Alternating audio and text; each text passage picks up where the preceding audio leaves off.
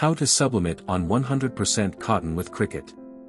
Step 1. First, grab a design to use and print it on an inkjet transparency paper. Step 2. Once you've printed out the design, then go ahead and sprinkle the hot melt powder. Step 3. Move the powder around to make sure that everything is covered. Step 4. Once you've covered everything, dump the leftover powder right into the jar. Step 5. If you notice that the powder doesn't stick to some area, go ahead and sprinkle some more powder. Step 6. Move it around and dump the powder. Step 7. Now, take a brush and brush off the powder that is stuck to the outer edges of the film.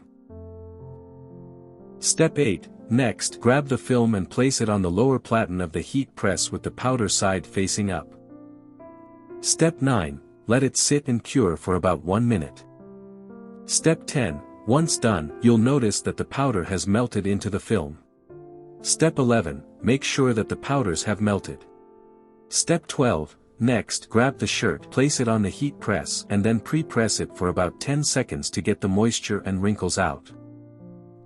Step 13. Lift the heat press and place the design on the shirt where you want it to go. Step 14. Go ahead and press it at 385 degrees for 90 seconds. Step 15. Once it's done pressing, carefully peel off the film. Step 16. Grab a parchment paper and place it on top of the design. Step 17. Press it again for 15 seconds to smooth everything out and set the ink into the fiber. Step 18. Once done, remove the parchment paper and it's done.